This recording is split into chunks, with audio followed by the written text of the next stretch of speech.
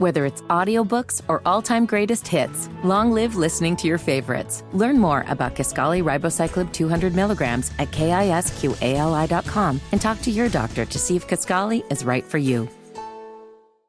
The duplicity found in some individuals is surprising, as the line between good and evil is often blurred. Is love not enough? What happened to 21-year-old loved and celebrated mechanic Danelle Young? What happens when love turns fatal? This is the Fatal Attraction Podcast with A Sister's Loyalty.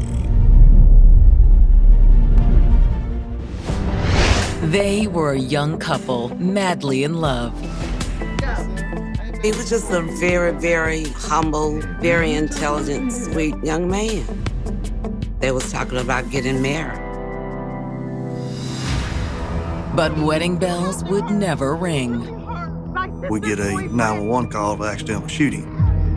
It was hysteria. There was screaming. There was confusion on the line. They said he was hunting. Was it simply a tragic accident? How do you accidentally shoot yourself in the chest? I knew something wasn't right. The story just didn't add up. Or will the investigation reveal a tangled web of secrets and lies? We believe that there was some type of sexual relationship. There was still more hearsay than it was hard evidence of anything. I knew that the truth wasn't being told. We still probably will never know what happened.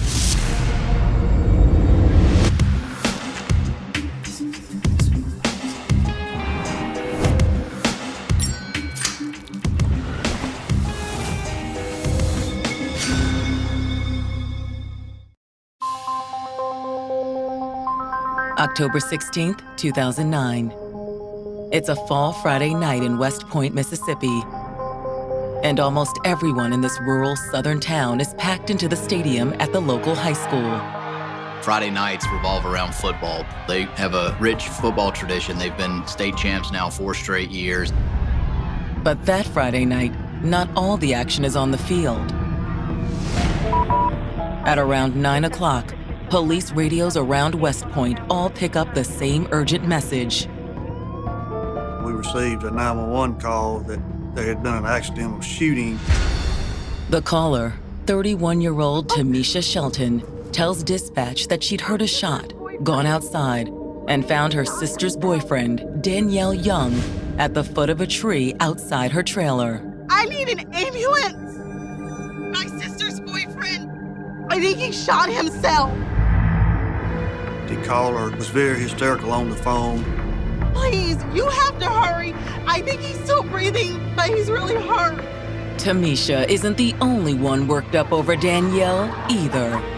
What happened? It was Katina Tutton, the younger sister of Tamisha and the girlfriend of Danielle. She's upset and she's wondering what's happened. She's screaming this over and over again. Where's the ambulance?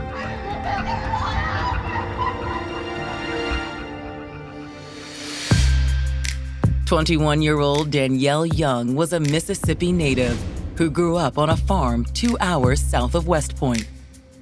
He was a real country man. Hunting, fishing, he just loved the outdoors, getting his hand dirty. Life was hard for a big family on a Mississippi farm, but Danielle never let hard times break his spirit. Every time you see him, he'd have a smile. He was a good person. Anything you needed, he was there. He never met a stranger, helped anybody he thought was down. When Danielle wasn't hunting or fishing, you could find him under the hood of a car. Danielle liked to work on cars. He worked on cars a lot. He was a mechanic out of this world. Danielle turned his passion for tinkering with cars into a career. He always talked about having his own car shop, having his own business.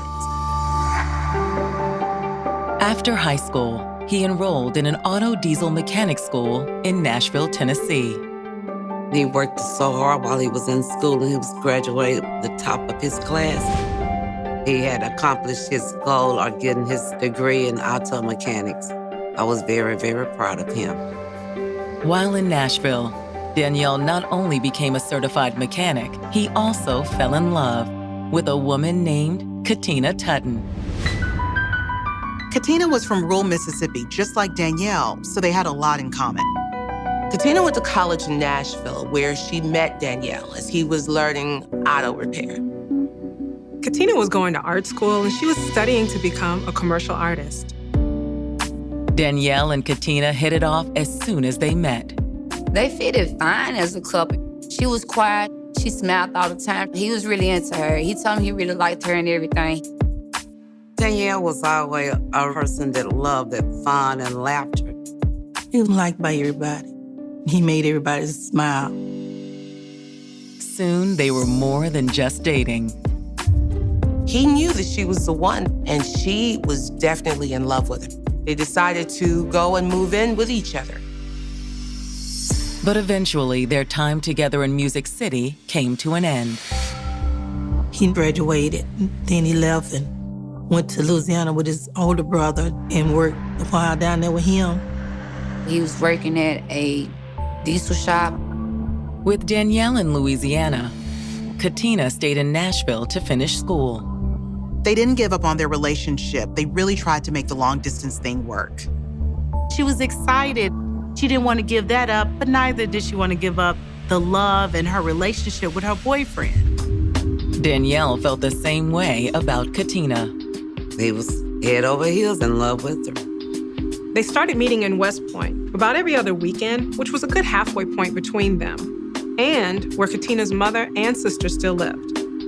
They both were making efforts to make this last. There had been conversations about Katina possibly moving somewhere closer so they could continue their relationship but not be so far apart. Since Katina's mother wasn't comfortable with an unmarried couple sharing a bedroom, Katina and Danielle would stay with her sister, Tamisha.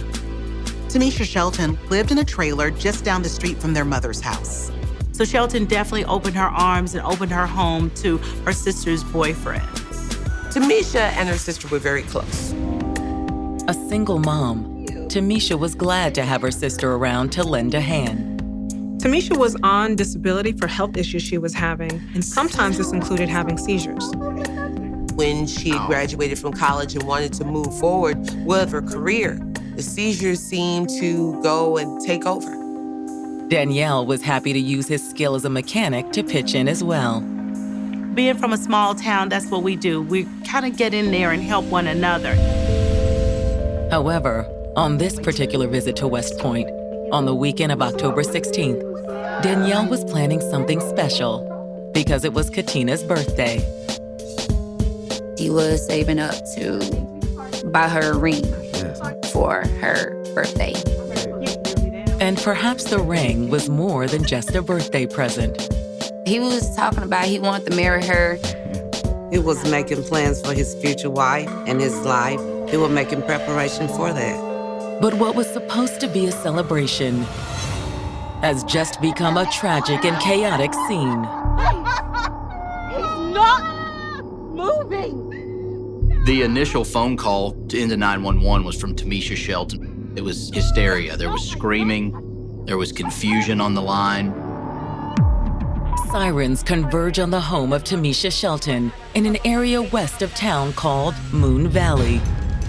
Moon Valley is a good 15-minute drive. If you don't know where to go, you're gonna get totally lost behind those woods. But when first responders arrive, there's a glimmer of hope for Danielle. She was screaming Danielle and actually told the officers that she thought he was still alive. There are thin lines between love, heat, and murder. More secrets are revealed once we return with more Fatal Attraction.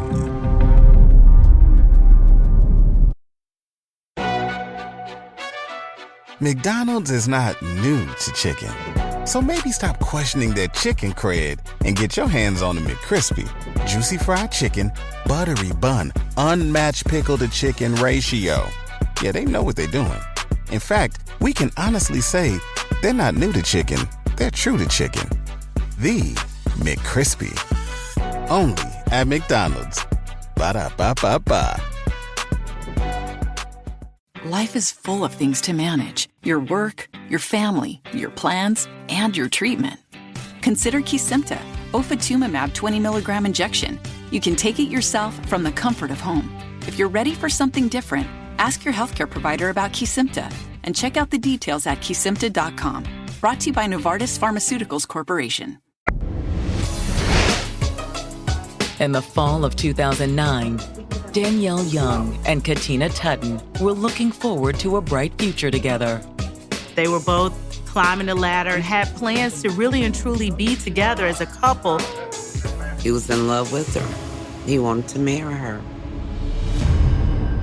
But now, on the evening of October 16th, sheriff's deputies and EMTs are racing to the home of Katina's sister, Tamisha Shelton, where Danielle has just been shot. Tamisha had called 911 around 9 o'clock and reported that Danielle had shot himself. When sheriff's deputies arrive on the scene, they find Danielle lying on the ground outside Tamisha's trailer. Mr. Young was face down on the ground underneath the tree out in the yard. Standing over him is Tamisha Shelton and her sister, Katina Tutton. Katina was screaming Danielle and actually told the officers that she thought he was still alive, that she heard some breathing, possibly gurgling, something. Law enforcement did what they could to calm Katina down and remove her from the scene to allow the ambulance workers, the EMTs, to go in and treat Danielle. They quickly realize that it's too late. EMTs came in, and once they turned the body over, realized that Danielle, at that point, was already dead. They don't have a pulse. It appears that Danielle was killed by a single gunshot wound to the chest. There was a hole that was visible in his shirt, but not very much blood at all on the actual garment. They, of course, cut the garment back, and there was an entry wound in his chest, but from the outside, it didn't appear to be that traumatic of an injury. Detectives arrive and take charge of the crime scene. When Ramirez Williams arrived, they found the .22 caliber revolver that was on the ground, very close to Danielle's body. The caliber of the gun was consistent with the wounds in Danielle's chest. But if it's the gun that killed Danielle, how was the fatal shot fired? If this was an accidental shooting, theoretically, it could be a ricochet, or it could be he dropped the gun and it discharged. Was it an accident? Was it a suicide? Was it a homicide? What exactly happened here? For the investigators, there's only one way to get to the truth. We began collecting all the evidence we could. Our evidence that we gathered, including the weapon, was sent to the crime lab for examination. Detectives are also careful to preserve any evidence on Danielle's body. Traces of gunshot residue could show whether Danielle actually fired the shot that killed him. They bagged his hands, where they put paper bags over and rubber band it in order to preserve any evidence. While the coroner removes the body, detectives take Tamisha aside to find out what she knows. She was still visibly upset. She was shaking. It was an emotional moment. Tamisha tells the detectives that earlier that evening, Katina and Danielle had gone over to her mother's house. The two houses were connected by a road. It was a short walking distance from each house to the other one. But Tamisha says that Danielle returned to the trailer a little before 9 o'clock. She said that Mr. Young had actually came to her window while she was getting ready for bed. What do you want? Then, according to Tamisha, Danielle had asked her for a gun to shoot a raccoon. So she loaded a .22 revolver. She felt like pretty confident that he was going to be comfortable with the gun. She goes to the front door and gave it to him. Tamisha tells detectives that Danielle had taken the gun and headed off toward a tree on the edge of the yard. She closed the door and stayed in the house and didn't hear anything for several minutes. Then, she heard a single gunshot. What happened after you heard the gunshot? Well, I was expecting him to come back to the bedroom door, but he never did. Finally, after several minutes, she'd gone to the door to check on him. Danielle! She went outside and began calling his name, and that's when she discovered the body lying on the ground. Tamisha says she'd run to Danielle's side and immediately realized he was in grave danger. She was in shock, so she immediately called 911. Tamisha tells detectives that while she was on the phone, her little sister arrived at the trailer. According to Tamisha, Katina had showed up just moments after the shooting. Katina's story matches her sister's account. Once she's able to tell it. It took some time to get her calmed down and being able to get answers out of her. Katina tells the detectives that she and Danielle had been at her mother's house. She said that when Danielle went back to Tamisha's trailer around 9 o'clock, she actually stayed behind to talk to her mother, who apparently kept a police scanner. According to Katina, they actually heard the 911 call go out over the police scanner and ran down to the sister's yard. If no one was with Danielle when the shot was fired, does that mean his death was an accident? The investigators aren't so sure. How it would go from shooting up into a tree to shooting yourself in the chest. Listening to the information that we was be given by the sister, at that point, it just wasn't adding up. Especially when the victim is an experienced hunter like Danelle Young. I know definitely that he hadn't shot himself with no .22 hunting no coon, because that's not logical. I knew that the truth wasn't being told. But if Tamisha and her sister aren't telling the whole story about the shooting, what could they be hiding? Is it possible they didn't want to admit that Danielle fired the fatal shot on purpose? There was talk of maybe he had committed suicide. There are thin lines between love, hate, and murder. More secrets are revealed once we return with more Fatal Attraction.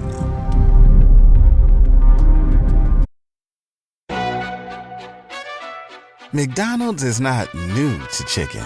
So maybe stop questioning their chicken cred and get your hands on the McCrispy. Juicy fried chicken, buttery bun, unmatched pickle to chicken ratio. Yeah, they know what they're doing. In fact, we can honestly say they're not new to chicken, they're true to chicken. The McCrispy. Only at McDonald's. Ba-da-ba-ba-ba. Life is full of things to manage. Your work, your family, your plans, and your treatment. Consider Kesimpta, ofatumumab 20 milligram injection. You can take it yourself from the comfort of home. If you're ready for something different, ask your healthcare provider about Kesimpta and check out the details at kesimpta.com. Brought to you by Novartis Pharmaceuticals Corporation. Just hours after 21-year-old Danelle Young was found shot dead outside a trailer in rural Mississippi, investigators with the Clay County Sheriff's Department suspect the shooting was no accident. So far, all they had to go on is what they learned from Tamisha Shelton, the sister of Danielle's girlfriend. Her statement to the officers was that it was an accident, that he was trying to shoot a raccoon with the .22 caliber gun that she gave him. But Tamisha didn't actually see the fatal shot being fired. And for investigators, some things about her story don't quite add up. Young was an avid hunter. He understood the importance of being safe around a firearm. So having an accident would have been pretty far-fetched considering the experience that he had. Did Danielle commit suicide? Investigators hope an autopsy will provide some answers. Because Clay County is a small county with limited resources, the body was sent to the crime lab in Jackson for the autopsy. While waiting for the autopsy report, investigators focus on their only potential witnesses, Tamisha and her sister, Katina Tutton, Danielle's girlfriend. The second statement was taken at the Clay County Sheriff's Office later that evening around midnight. Before the interview, the deputy in charge of the investigation uses a test kit to swab Tamisha's hands for traces of gunshot residue. He had told the other law enforcement officers, don't let her wash her hands, don't let her go to the bathroom until we get there and are able to collect this. Tamisha has also been told to bring a change of clothes with her to the station. They collected the pajamas and bathrobe she was wearing at the time of the shooting so they could be tested for gunshot residue. Our evidence that we gathered was sent to the crime lab for examination. Tamisha gives detectives the same account she gave at the crime scene. She said Danelle Young came to the trailer around 9 o'clock and asked to borrow her gun. Tamisha again said that she had loaded the weapon for him and that he was going to shoot a coon that he saw out in the yard. She again told him that she was inside when the weapon was fired. What were you doing prior to the shooting? I was taking care of my kids, cooking dinner, putting them to bed like I do every night. Detectives pressed Tamisha about the relationship between Danielle and her sister, Katina. Tamisha's explanation was it was like any other relationship with young people, that they had their moments where they fought and times where they got along great. These were two young individuals who were ready to start their life together. Tamisha also dismisses the idea that Danielle's death might be a suicide. Is it possible that Danelle would have shot himself on purpose? No, absolutely not. No way. Him and my sister, they were happy. Tamisha said she'd know if they were having problems because he and Katina stayed at the trailer whenever he was visiting. However, Tamisha does suggest one problem that Danielle and Katina were dealing with. The only issue that they really and truly had was the distance. It was a long-distance love that they both shared. Danielle was interviewing for jobs in different states. They just couldn't figure out logistically how they would make it work. Was there more tension in Danielle and Katina's relationship than anyone realized? I really think you should talk to my sister about that. The next morning, investigators interview Tamisha's sister, Katina, who's still struggling to deal with Danielle's death. Katina had a harder time opening up and talking to them at that time because of the emotions of the moment. Thank you so much for coming in to speak with us. Of course, whatever you need. Katina admits that sometimes her long-distance relationship with Danielle could be challenging. They did have some verbal arguments. Basically, it was just boyfriend-girlfriend arguments. The disagreements were about where they should live. Their intent was to try to figure out a way to where they could, get closer together instead of being so far apart, trying to figure out a way to kind of close that distance. But Katina denies having any sort of argument with Danielle the night he died. Certainly nothing that would drive him to suicide. No, nothing like that. We were fine. By all information provided to us from Katina, she and Danielle had a good relationship. He had been up to spend time with her and her family, and things seemed like they were going well. Investigators let Katina return to her family to grieve, but questions remain.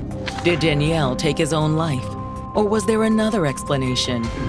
When the autopsy results come in from the medical examiner, suicide becomes a less likely cause of death. The first things medical examiners noted were the burns in the clothing around the wound in Danielle's chest, which is actually consistent with a self-inflicted wound. It looked like it was a very close shot. However, according to the ME, those results are only part of the story. A shot to the chest is not very common with suicide. Typically, you'd expect to see a shot to the head, a shot inside the mouth. So this already was a little bit outside the norm. But the most significant finding is the angle of the fatal shot. The bullet passed directly through the body at a straight line. There was no deviation, a clean 90-degree angle. For the medical examiner, the angle of the shot can only mean one thing. This is not a suicide. This was more likely a homicide. There are thin lines between love, heat, and murder. More secrets are revealed once we return with more Fatal Attraction.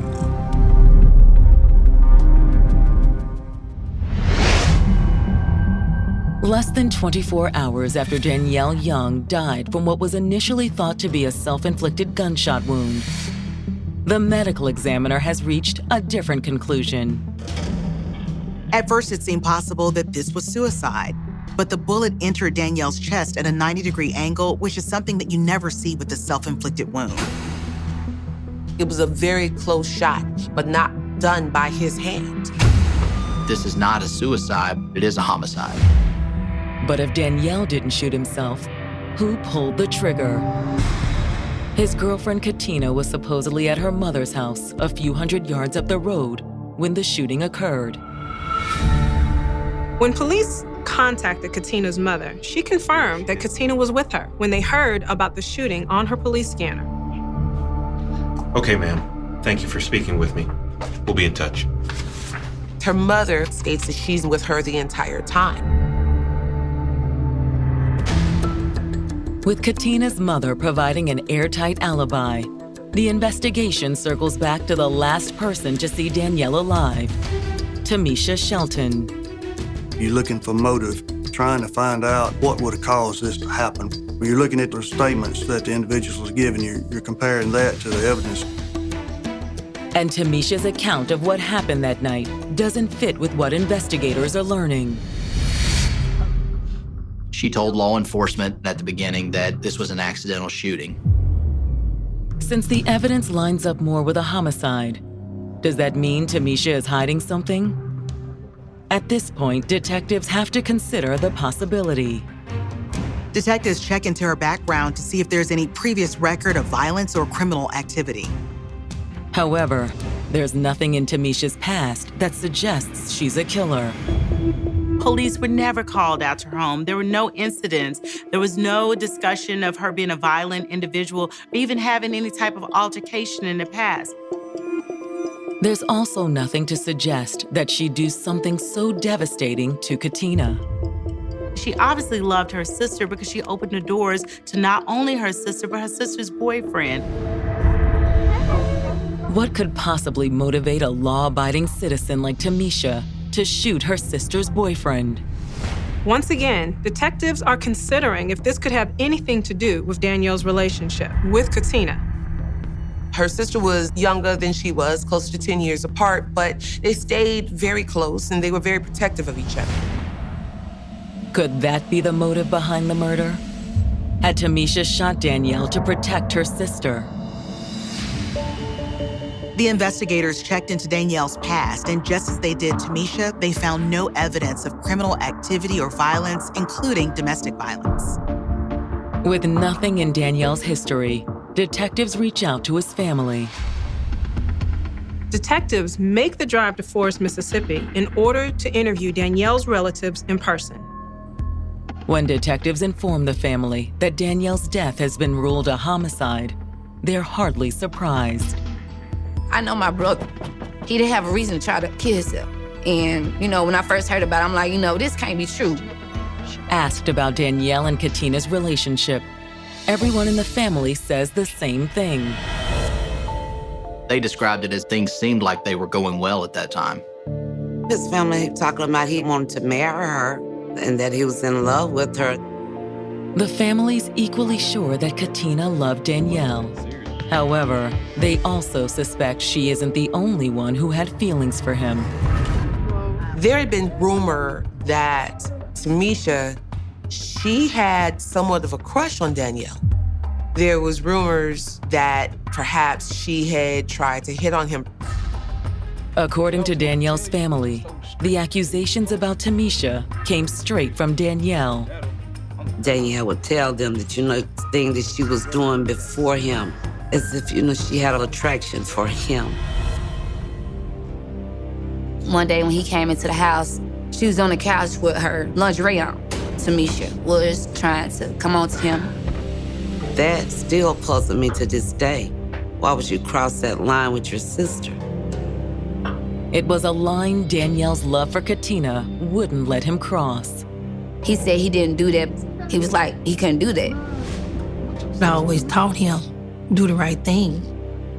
Did Tamisha refuse to accept that Danielle was choosing her sister over her? She know that Katina and he was talking about getting married. What did run through my mind was that if she couldn't have him, she wasn't gonna let anyone have him. I think that's all the questions we have for now. As certain as Danielle's family is, detectives can't make an arrest based on a suspected motive. What they needed most was the results of the gunshot residue on Tamisha's hands and clothing. Unfortunately, the crime lab has 82 counties they have to serve. You don't jump to the front of the line because you have a homicide. They're working dozens of homicides at all times. While waiting on the results of the gunshot residue tests, detectives decide to put a little pressure on Tamisha. Detectives ask if she'd be willing to come in and take a polygraph exam. Tamisha agrees to take the test. While they were waiting for the examiner to connect her to the polygraph machine, investigators sat down with her to get another statement. So when I do Her story of what happened that night hasn't changed. Tamisha was adamant that she was inside the home at the time the shot was fired, that this was an accidental shooting. But in the middle of her statement, Tamisha makes a shocking admission. Tamisha Shelton explained that she had fired the weapon. She said there was a stray dog hanging around the trailer, so she fired the gun in order to scare it away. Is Tamisha trying to cover her tracks? The investigators thought that she may be worried about what the results of the gunshot residue test will eventually show. The question she had was, this going to prove my innocence or my guilt?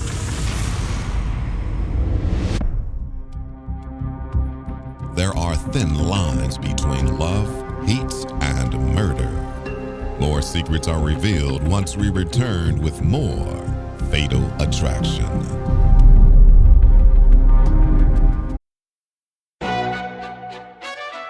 McDonald's is not new to chicken. So maybe stop questioning their chicken cred and get your hands on the McCrispy. Juicy fried chicken, buttery bun, unmatched pickle to chicken ratio. Yeah, they know what they're doing. In fact, we can honestly say they're not new to chicken, they're true to chicken. The McCrispy. Only at McDonald's. Ba-da-ba-ba-ba. Life is full of things to manage. Your work, your family, your plans, and your treatment. Consider Kesimpta, ofatumumab 20 milligram injection. You can take it yourself from the comfort of home. If you're ready for something different, ask your healthcare provider about Kesimpta and check out the details at kesimpta.com. Brought to you by Novartis Pharmaceuticals Corporation. 2 days after the shooting of 21-year-old auto mechanic Danelle Young, investigators have brought in 31-year-old Tamisha Shelton for a polygraph examination. Though the shooting appeared self-inflicted, the medical examiner has ruled it a homicide, and detectives considered Tamisha a possible suspect. Suspicions only deepen when Tamisha sits down with detectives prior to taking the polygraph exam. She raises the issue for the first time that she had in fact shot the gun. She claimed that she shot the gun on Wednesday, October 14th at a stray dog that was in her driveway. That was a bit odd for her to come up with that. On the 2 interviews the night of the shooting, Tamisha never once mentioned that she had fired the gun. Investigators suspect the timing of Tamisha's admission may have to do with the gunshot residue testing of her hands and clothes. She keeps trying to fill in gaps that she thinks will explain negative evidence. Is Tamisha telling the truth? Or will the polygraph reveal that she's lying? Once she went in to do the polygraph test, she was already nervous. Investigators hope the polygraph will confirm or deny Tamisha's version of events. But just after they have her hooked up to the machine, Tamisha begins shaking violently.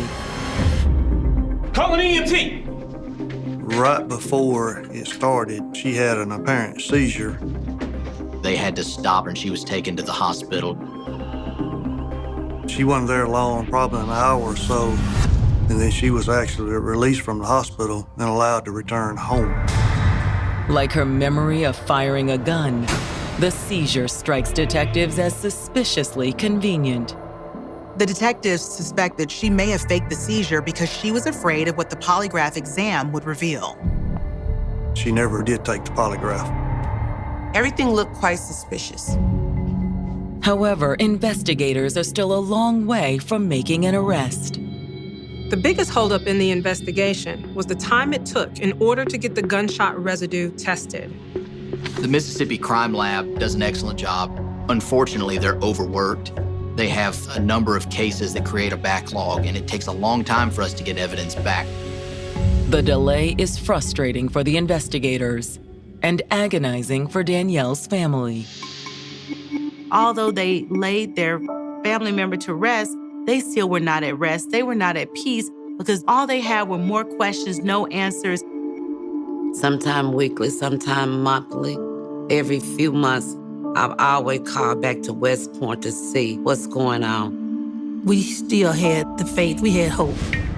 Finally, more than a year after the shooting, investigators received some hard evidence when the gunshot residue analysis of Tamisha's hands and clothing comes back from the crime lab. The clothing that Tamisha was wearing, which was a bathrobe, come back positive for gunshot residue. We thought that was very, very significant. Even more significant are the results from Tamisha's hands. According to the reports, Shelton was constantly wringing her hands and wiping her hands on her clothes, but they still found residue not only on the back side of her hand, but also on the palm of her hand. She was adamant that that gun was only fired by her on October 14th, 2 days prior to this shooting. There wouldn't be gunshot residue still on her hands and arms 48 hours later. There's only one explanation for the test results. She ended up with gunshot residue all over herself and her clothing. The only explanation for that was that Tamisha was there at the time of the shooting. With the test results in hand, investigators believe they finally have the evidence they need to file murder charges. All the evidence was collected and presented to the grand jury. Once the grand jury heard the evidence, they returned what we call a true bill. That means that she had been indicted for the crime of murder. Shelton was indicted. She turned herself in. But after her family raises $75,000 for her bail, Tamisha returns to her home and her life. I honestly feel that she felt that she was free from paying for the crime that she had done. I believe that she had become comfortable with it. Danielle's family can only hope she's wrong. I was just hoping and praying that they just finally got her. Will Danielle's family finally get justice? Or will a sister's loyalty set a killer free? Tamisha and her sister, they were very protective of each other. I think she would do whatever was necessary to help her sister. More secrets are revealed once we return with more Fatal Attraction.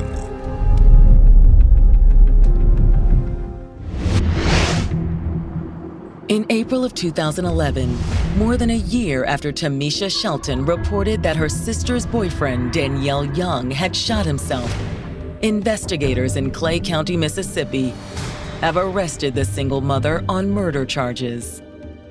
The arrest came after the Mississippi State Crime Lab found gunshot residue on Tamisha's hands and the clothing she had been wearing on the night of the shooting. We didn't get all of the evidence back for almost 2 years, which is the explanation of why there was a long time period between the crime occurring and it actually being indicted. The arrest is welcome news for Danielle's family. It was a lot of pressure lifted. But it also brings new anxiety. They were concerned about what was going to happen at trial. None of them had ever been through anything like this. And one thing that his family had always told us was, we want justice done. We want to see this through to the end. When Tamisha finally goes on trial at the Clay County Courthouse in West Point on July 14, 2015, prosecutors figure they have an ironclad case.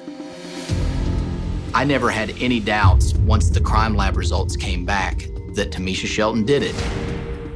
The autopsy report that said the trajectory of it showed it to be consistent with homicide. The evidence paints a clear picture of how Danelle Young died. It was clear, despite what she told police, when Danielle came to the house that night, Tamisha went outside with him. Hey, can I talk to you out here for a second? Of course. What's less clear is why things escalated to murder. The one thing that's missing is why. Why would Shelton kill Danelle Young? What was the motivating factor? His family strongly believed then and strongly believes today that this was some type of love triangle involving Katina, Tamisha, and Danielle.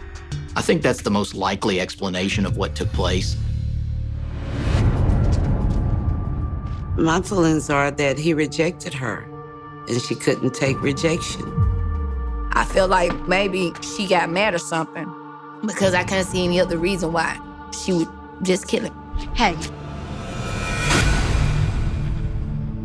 Regardless of why, prosecutors assert after the shooting, as Danielle lay dying, Tamisha came up with a cover story, placed the gun under Danielle's body, and dialed 911. All the information that law enforcement had initially came directly from Tamisha.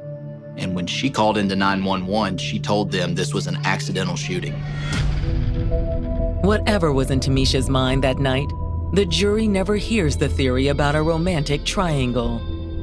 Unfortunately, we didn't have good evidence that we could introduce that would prove that. It's the one potential weakness in the prosecution's case. Juries want a motive. Unfortunately, we don't always have evidence that we can present to explain it. The only two people that know what happened happens to be Tamisha and Danielle. When it's the defense's turn, Tamisha's attorney calls their star witness, her sister, Katina. On the witness stand, Katina makes a shocking claim. She believed this was a suicide. She tells the jury it wouldn't be the first time Danielle had tried to harm himself. Danielle had attempted suicide when they lived together in Nashville.